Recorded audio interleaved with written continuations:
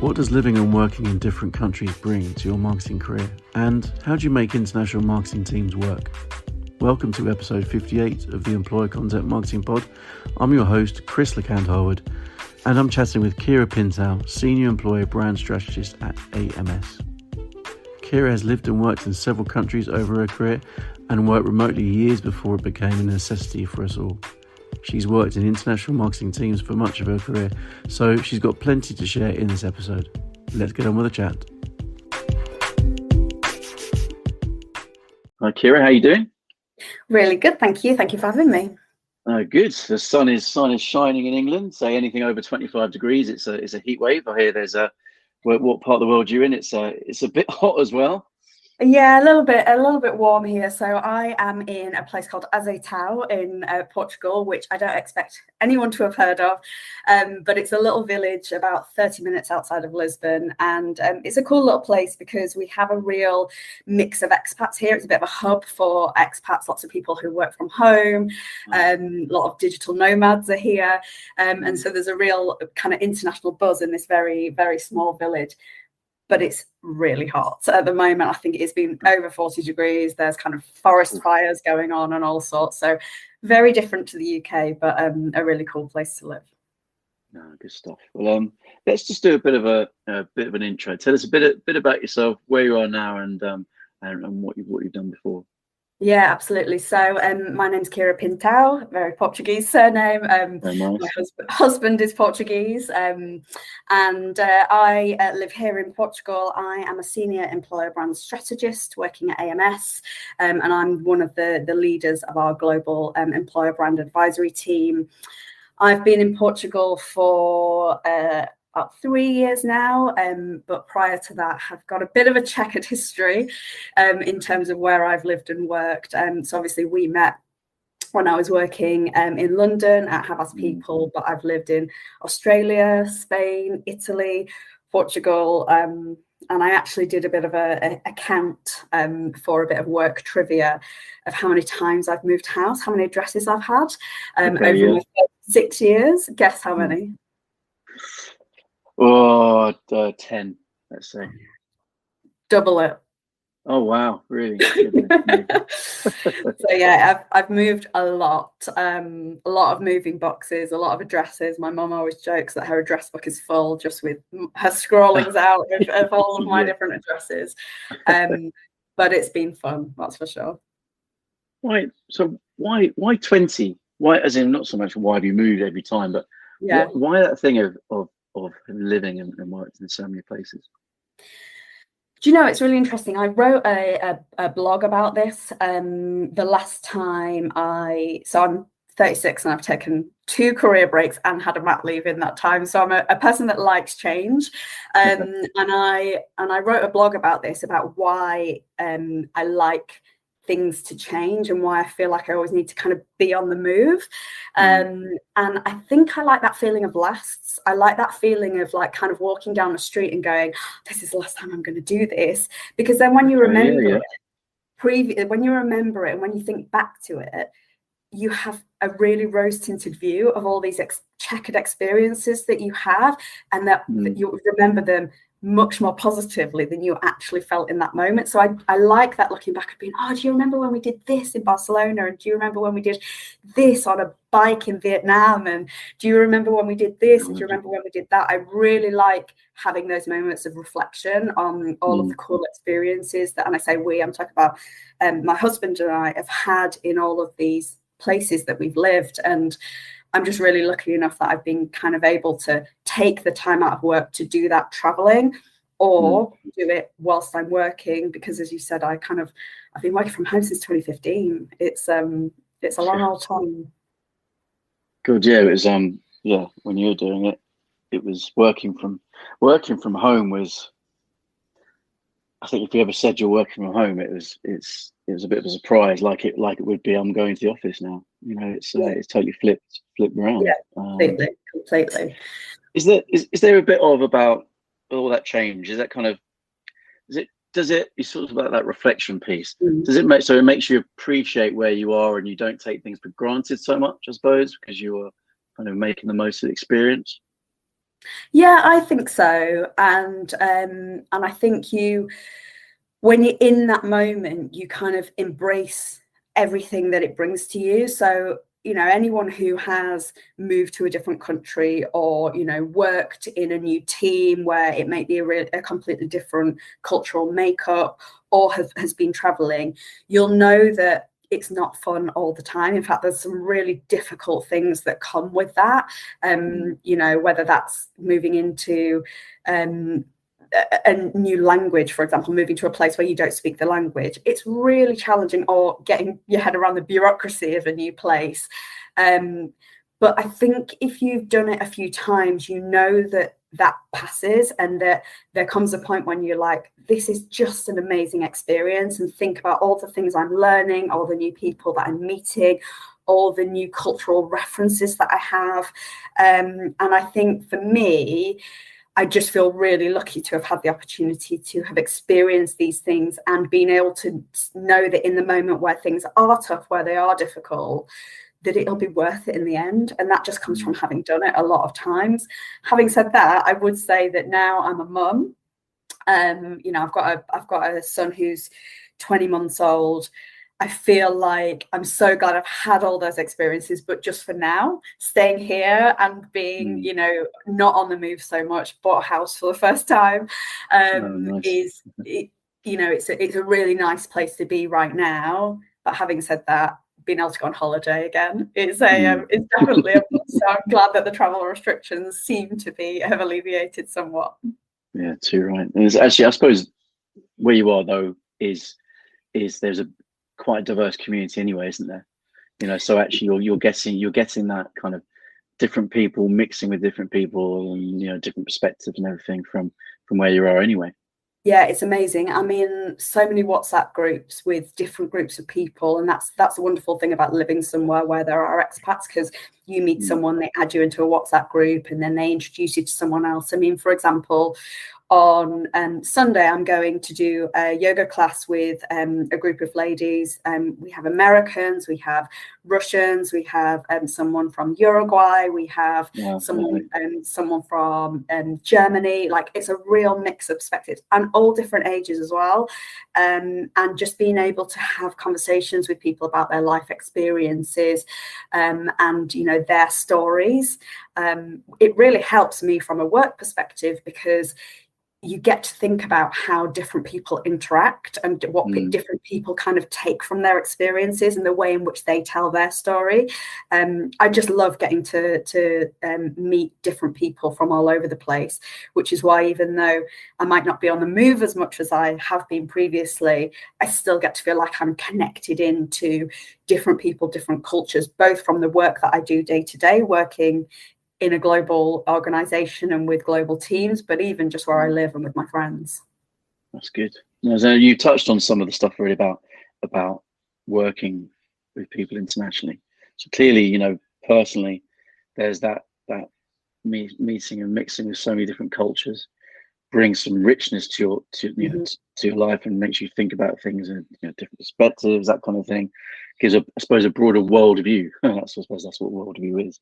When it comes to your job, so let's focus on that a little bit already. So you touched on some already, but what is working internationally, kind of, and working with other teams from other countries, kind of, how's it helped your career? Or how does it help do what you do?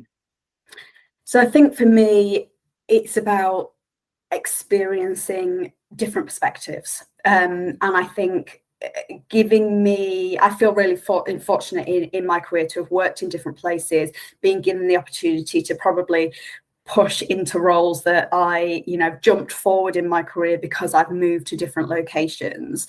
And I think the first taste of international working that I had was when I was in Sydney with seriously $12 in my pocket, and landed a job at BAT working in an HR comms and content role. So I was producing content internally for HR, and I was based in Sydney, but most of my stakeholders were in Hong Kong and across APAC. And just that first experience of being able to listen to different people from very different cultures, because the APAC region is really diverse, and being able to assimilate all of their different perspectives in terms of what content was going to land, what people wanted to hear, and pulling that together, but then creating those variances where it was needed for certain markets. I just loved it. I loved the whole idea that you need to be able to listen to people. You really need to be able to understand what works for them, but also know how to draw information out of people, because not everyone is as forward as we are in terms of their opinion. So how do you make sure you're getting the best brief by understanding how it is that people want to receive and give information?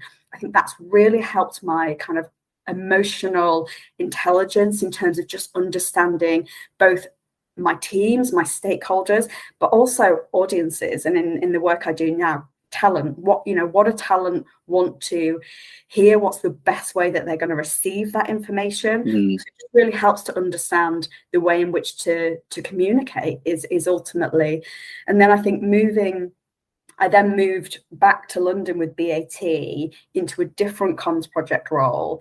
And then my stakeholders became very different. They were stakeholders from South Africa, from Brazil, from Amsterdam, daily on different calls, and just being able to kind of pick up the phone and talk to these people who had very different lifestyles and experiences from my own. But ultimately, we were all working towards the same goal of this project that we were all working on together. Taking the time not just to say, okay, well, let's get through the actions, let's discuss what we need to do, but really just getting time to know people, understand their stories, their perspectives. It just really helps to build really rich relationships, which helps to build really rich work. I think is ultimately where I feel that I have gained a huge amount from just speaking with different people throughout my career from different locations. So what for me comes through on that is this thing about empathy. I think in particular kind of empathy for others while working with teams, and I think because if you have teams from different countries, I think there's maybe this openness to find out more, rather than if you're all in the same office, in the same pod, and just kind of cracking on with your work. But also there's that thing about, and this is kind of what I'd like to talk about, is that empathy for the people you want to reach. That emotional intelligence and empathy is so important in marketing, when you could argue that there is not enough of that. There's kind of looking at demographics, but less on the psychographic side of things in terms of actually behaviors and different cultures. So how has that helped you kind of in terms of like understanding audiences you're marketing to? So it's really interesting. I think it's helped me in respect to the fact that I've obviously worked with a lot of different people from a lot of different cultures.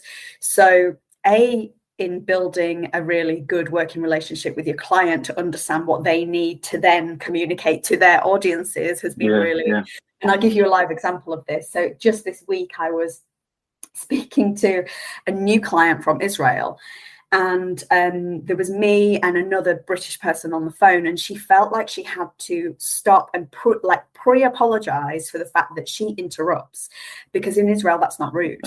That's how you talk. You interrupt, you talk over. And I said, you don't need to apologize. I speak Portuguese. That's exactly how we speak in Portugal. Like, you just speak over each other, and you just get louder and louder and louder and louder and louder. Italy as well. Yeah, exactly. And so I think just having perspectives helps both build your relationship with the client, but then also considering about their audiences and who you are communicating with through campaigns. It's just thinking about, how can you bring in perspectives that will help you to understand those audiences where you don't know, and not presuming that you know everything yourself just because you're a marketing expert, to be able to then communicate to all those audiences. And I'm really kind of proud of the way that we do that at AMS. AMS is a huge global organization, and we have people on the ground, recruiters in a lot of markets, actually speaking to candidates all day, every day. So, when I'm taking a brief from a client and they want to communicate in China and they want to communicate in the US, like, we can't produce content that's going to be, relevant in all of those markets. So, and we can't proclaim to be experts about all of those markets. So we make sure that we're having the conversations with the people that are, to be able to get those insights. And that might be as simple as picking up the phone to a source or a recruiter and just saying, tell me a little bit about what you're seeing, what candidates are interested in, for me in the employer branding space. But it might be also working with partners in those organizations. So where we need to do content in China, for example, we work with providers that from like a tech perspective, because obviously everything in China, it's all about making sure everything is through the mobile. It's all about, social recruiting. We make sure that we're working with the guys who absolutely understand those motivations. So whilst we might be developing the core messages, responding to the client's brief, we can then adapt that, because that it's going to work the best, and we in those markets for those audiences. So it's about knowing what you are an expert in, what you can create great content hung off, and then working with other people or other people who can bring you insights or help you shape that content in order to make it make sense for that market and ultimately have the biggest impact. Because we're not here to do marketing for marketing's sake. We're here to, in the employer branding world, to get the right people into organizations. And I think developing campaigns that really take into consideration those cultural differences, those media consumption habit differences, is something that we have to really invest the time in, and convince the client that they've got to invest the time in that as well. Otherwise, we're just paying lip service to the brief, I think. Absolutely, and it's that's important when you're focusing on the messaging for job ads, but when your content has to run deeper than that, and coming up with content that people can build a rapport with, they can aspire to, they can learn from, knowing those nuances, different audiences is extremely important. I think for me, from what you're saying, I think you're talking about kind of the key things to kind of unlocking creativity which is being questioning. Knowing you don't have the answers and going, I often say, kind of have a half idea about something and go, what do you think? I think what do you think is such a powerful question, is so you don't have all the answers, but you can have maybe an idea about something, but you just put it out there. Yeah, absolutely. And for me, great marketing comes from two things. It's great insights and creativity, and you can have the best creative in the world. And I've been really lucky enough to work with some amazing creatives in my my career, both within employer branding, and before that I was in business change and communications, which is a lot of the roles that I had prior to meeting you at Have Asked People were in that space. And I've worked with great creatives, but unless they're fed the insights, the idea is only as good as the idea. And I feel like that's my job as a strategist, is to kind of bring in that insight to say, we know what the client's brief is, we know the audience is, now let's work together on what that really great creative proposition is, and then let's deploy it in a way that is going to reach the right people, but that's ultimately going to have an impact at the end of the day. And so not doing pretty pictures for pretty pictures' sake, and we've spoken about this previously, Chris, but it's it's making sure that ultimately every bit of content, every bit of marketing that we produce is tying back to that central brief and that central, have we listened to ourselves? Have we challenged the insight? And are we learning as we go? Are we taking it back to the people that can provide more insights to say, is this working? Is this not? It's never going to be perfect, but we can try. And where you are working with global clients in different markets is being really, really careful that you don't approach things from a, just your worldview, because I think we all have a propensity to kind of put our perspective on things and how we would want to receive messages and what's important to us, but just giving yourself the opportunity to ask that question of someone who can help you shape something that ultimately is going to be more effective. 100%. Is that asking that question when you see something or an idea, why would someone care about this? They're busy doing all those things, busy in life. They're not, as much as any brand would love that person to be thinking about their brand all the time. It's no, it doesn't happen. So and ask why should someone care is really important. Exactly.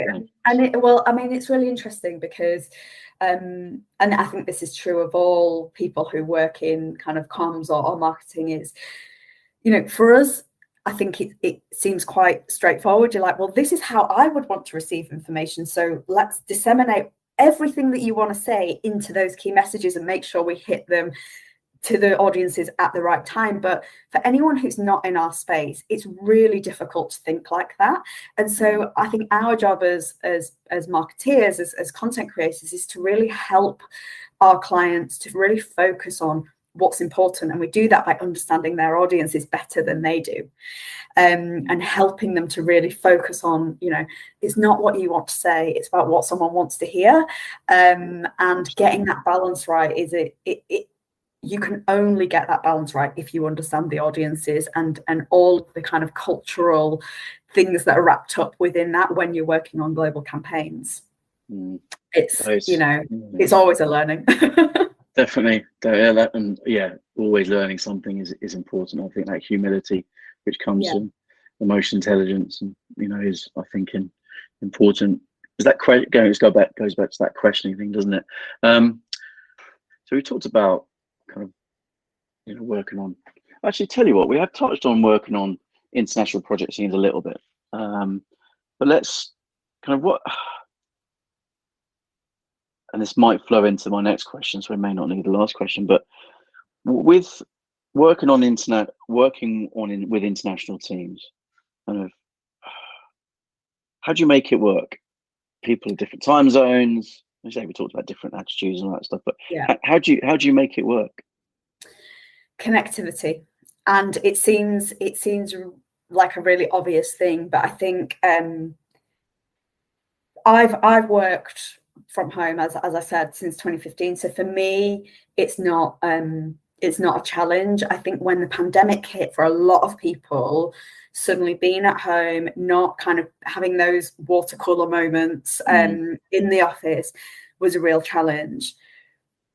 At AMS, we were super lucky in that we've had a flexible working model. I mean, ever since I've worked here, where it's basically been your choice as to where you work. And so it could be in the office, it could be at home. That's just strengthened for us throughout the pandemic and beyond. And as long as you're connected with your team and that you have relationships with your team, that's not just about, we're working on a project together, kind of what are the actions, where are we up to? But you take the time to get to know people in exactly the same way you would if you were sat across from them and going out for lunch together and maybe going for a drink on a Friday night. You have to take the time to get to know people and to, and have those water cooler moments virtually. Our team, we make sure that we have that we always have an active Teams chat going. In fact, one of my team members, Nina, she's 100% embedded in a client, so she's not even kind of working with us on projects day to day. She says good morning on our Teams chat every single day, and that helps her feel connected in. It's like that we all then start the day with a really positive, like, hey, what's going on? I mean, the amount of gifts that get shared over our Teams chats, and just picking up the phone when you've realized you've not spoken to someone for a couple of weeks, other than to say, like, have you done this? How are you?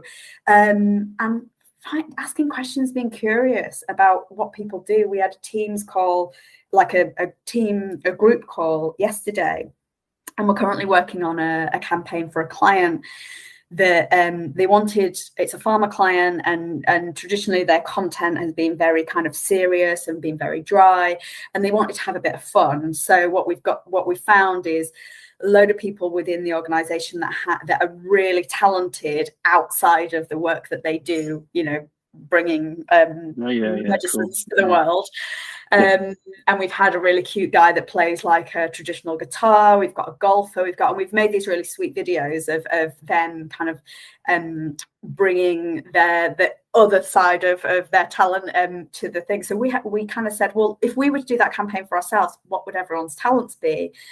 And just asking that one question, I learned something about every single member of my team, and it just adds to that essence of collaboration. And on that call, you've got me in Portugal, you've got people based in the UK, we've got people from the US, we've got people from Poland, and everyone had their own story to tell.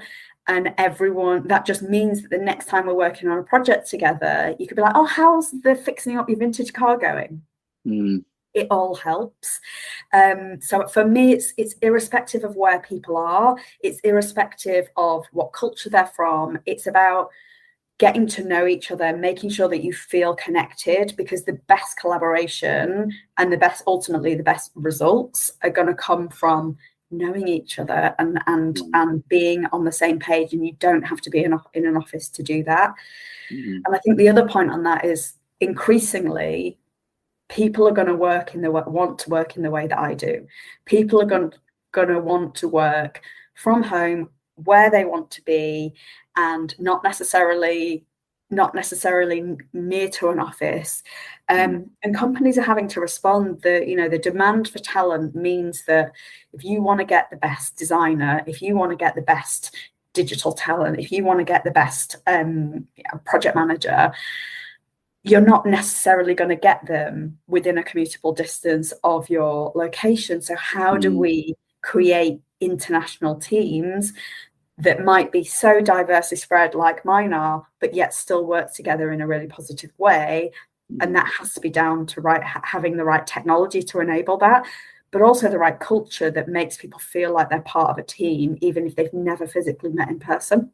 And it makes a massive difference. Having that trust is really important, isn't it? Companies that can trust their staff to just get on with things. And I think, I've said it a lot on this podcast, but you see a lot of bad things that came from COVID. But I think the positive thing is companies being forced to trust their staff, and proof is that actually, businesses still ran when COVID and everyone was working from home. Or everyone, some roles that can't be working from home, but so I think I'm always positive about the future in terms of companies going, well, let's continue doing it rather than going, right, it's now back to the office. Some of the language coming from the UK government, has been around, right, everyone back to work. But what is back to work? Exactly. Back to work is a few steps away from your kitchen. Back to work is in central London in an office. It can be all of those things. And if we think about that from the point of view of employer brand campaigns, it makes that work even more important, because the kind of marketing that we have to do from a recruitment standpoint is absolutely about targeting all of those people who could be anywhere. And so it makes it a real challenge. So how do you start to build content and a picture of an organization, of an employer that embraces the new way in which people want to work, and allows for that trust, that flexibility, allows for great work to happen, but in a different way. That COVID has just forced so much change so quickly. And I think the organizations that are embracing that, but also telling that story really well, are the ones that are seeing the difference in being able to attract talent. Because the ones that are saying, well, no, it's mandated, you have to do this and you have to do that. I mean, people just want more choice than that these days. Yeah, definitely. And from a marketing team perspective, I think it's great, because then actually you do get to work with more variety of people. Yeah. And with that comes different attitudes, different cultures, different expertise. Yeah. And it goes back to what we're talking about is when you can properly collaborate on that front, you're going to get the best ideas, rather than just expecting an idea just to come from one place. Yeah, and it's not always easy. It is not always easy. Sometimes there are real cultural challenges in terms of, you might want to work in a particular way and somebody else might want to work in a different way. And sometimes you need to kind of step back and be like, okay, is this a challenge because there is a challenge between person to person? Like, is it a challenge in just like personality, or is there a bigger kind of cultural piece at play here? And how can I appreciate that in order to kind of meet in the middle, but just have an open conversation about why you might be struggling to collaborate well with a certain member of your team or even a client, and just really trying to appreciate the point of view that somebody else is coming from in order to get to the best ways of working and ultimately the best work. Because I don't want to make it sound like, oh, I've had all this wonderful experience and it's all been a breeze, and I've been speaking to. There are times where it's super challenging, but I think if the more cultural understanding you have, the more you can appreciate why somebody might be a challenge to work with versus not, and then you can find a middle ground, and there's always a middle ground, and it's about making sure that you are just open and ask the right questions, and let them know that you're coming from a place where you want to understand their perspective. I think that's ultimately the best way to achieve international working is to demonstrate your openness, and try to encourage that in other people so that they want to work and collaborate. And ultimately, it's really fun. There are some time zone issues if you need to do a call with Australia, and but that's the great thing about working from home, right? Exactly. If you do sometimes need to do an early or do a late, and then in the middle of the day you need to go hang your washing out. It works. I mean, it definitely works for me. Well, it's true. It's like it's being able to manage your own time, like an adult should be able to manage your own time. And I think having that flexibility is really important. And actually, things like hanging out the washing or mowing the lawn or doing the dishes actually itself is really good for creativity. You let that. I can't remember the science behind it. I was reading about it a couple of days ago. There's various different states where your mind goes into, from being awake to being in light sleep to being in deep sleep, and creativity comes really not when you're trying to be creative. It's when you're doing those things. I'm sure somebody famous like Einstein, where we did something where it was like washing the dishes or something in a restaurant, as a way of him becoming more creative. Now, I must admit, disclaimer here, that knowledge has come from the Big Bang Theory of Dr. Sheldon Cooper. So it may not be solid, but I get the idea of that thing about doing something mundane. Yeah, it's really interesting, actually. So, everyone, with time and with experience, you find your own kind of natural ways of working, right?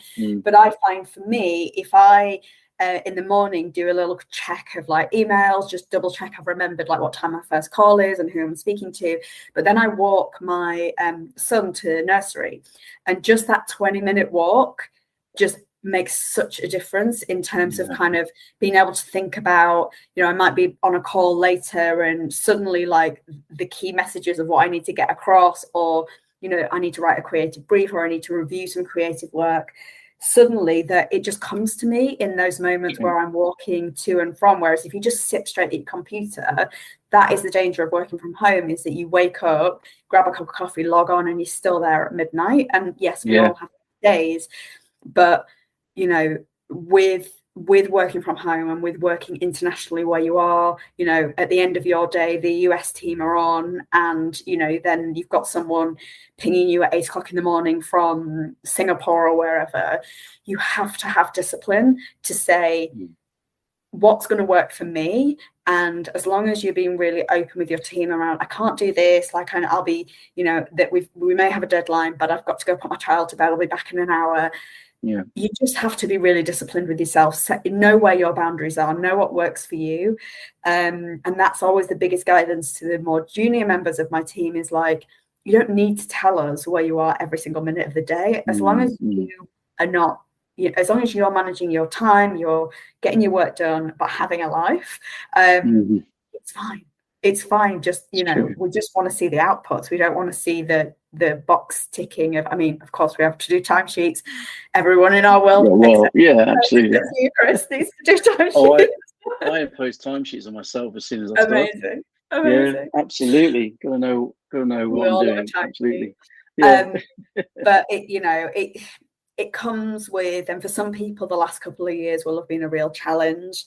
And for some people, they're desperate to get back to the office. And for others, I hope that they've been able to kind of understand why I've loved working in the way that I work for so long. And, you know, I was really thankful to have asked people for giving me the opportunity to move to Barcelona whilst in that job and continuing. And then, you know, when I saw the job at AMS advertised, and it was advertised as London or remote, and I applied for the job, and I said, what do you mean by remote? And they said, oh, well, in commuting distance of London. And I was like, by bus, by train, or by aeroplane? And they were like, because at the time my husband had just taken a job in middle of nowhere in Italy, and I was like, well, I'm going to be in commuting distance of Venice airport, and I can get into Stansted quite easily. And they were like, yeah, sure.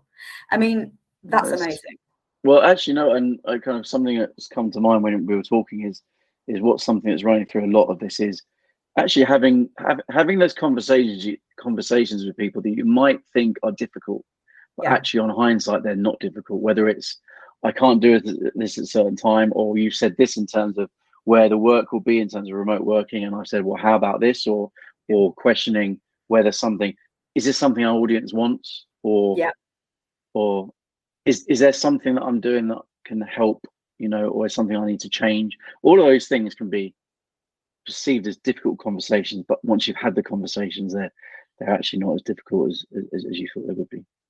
Yeah, and I think it comes back to, you know, working in communications, working in marketing. We are all naturally people that, you know, like to understand people and like to tell stories. And I think if you everything in that way, in terms of wanting to get to know people, wanting to understand people, and wanting to hear their story and tell yours, it makes work more interesting, for one, and makes, you know, collaboration with people who you would perhaps never get to come across in your day-to-day world. Well, I mean, unless you live where I live, where everyone seems to be from a different corner of the planet. United Nations, I think, you know, it helps with kind of just making sure that you're getting the best out of yourself, getting the best out of other people and teams you're working with, and from a marketing perspective is ultimately developing the kind of content that's going to connect with the most people, because it's really considered as to what those people want to hear. 100%. What about last time we talked about remote working and, you know, distributed teams and the technology, you know, around that? I think there's, you know, this isn't discounting in person, you know, working together in person. I think for sure, isn't it? I suppose because there's still that thing about, you know, if you're in a place together, then you can have those kind of water cooler moments. But if you're just going to go to a place and sit together and just be a computer, then what's the point? So how do you guys kind of do, or how much of the in-person stuff do you do, and when do you guys choose to do it? Yeah, it's a really great question, actually. And so from a creative team point of view, those guys try to get together once a week, because I think, you know, where you've got a copywriter working with a designer, the best work is going to come from them kind of buzzing off each other and, you know, playing around with a brief. And yes, you can achieve an element of that on Teams, but I think where they've got a really big brief that they're working on, and bringing the strategist in as well and just playing around with it, I think those kind of scenarios, it's great to be there in person if possible. In terms of the wider team, we try to encourage anyone who is in a a reasonable commutable distance from either the London office, or we have hubs all around the UK as well. Just saying to people, get together when you would like to. If you're meeting, I mean, if you're just meeting for a social, then it's on you. But if they're meeting to work, to collaborate, the business supports that, which is amazing. And then as a wider team, we try to get together 2 or 3 times a year to have a working session where we actually kind of work through some topics, like what do we want to focus on, what improvements do we want to make. And then obviously with that comes a social. And you cannot, I mean, as much as we implement things like having a kind of a Friday chat where people just get on and talk to each other, not about work, just about what's going on. Actually, during lockdown, and I was on mat leave at the time, but what the guys did was like, everyone get on Teams on your phone, and we'll go for a walk, and we'll talk to each other while we're working, which was really nice. And as much as you can do, like, everyone go grab a drink and we'll meet on Teams at 4:30. Those moments where you do get to do that in person, and you get to be in a pub in London, and give someone a hug, and now that we're allowed to hug people. You cannot beat that, and that really helps with team bonding. But I think it's having that balance of having those moments where you can really value being together and focusing on maybe the topics that you don't get to day to day, like what are our goals, how can we kind of improve things, but then making sure that continues as a drumbeat into just the way you work with each other every week. And it's not always easy, when people get busy, when pressure gets, when the pressure rises, as it inevitably does in the kind of ebb and flow of the marketing world. Sometimes you need to kind of come back to that. But where you really make a concerted effort just to kind of get along and be curious about each other and their lives, ask how people's weekends were, just all the stuff that you would have face to face, virtually, it makes a massive difference to the productivity of the team. And we worked really, really hard in the last year or so to get the right mix of personalities, irrespective of location, just right skill sets, right personality. And if you get that and then really hone that as a team, I think that's where you're going to get the best outcomes in terms of the work that you do. Yeah, lovely. Well, thank you. So we chat for a lot longer, but it's really good to catch up and cover those few things. Definitely, it's I think what I'll do is I'll let you know when I publish this, and maybe get you back on for another chat maybe later on in the year or early next year. We'll see you soon. Have a good day. Thanks so much. Cheers, Chris.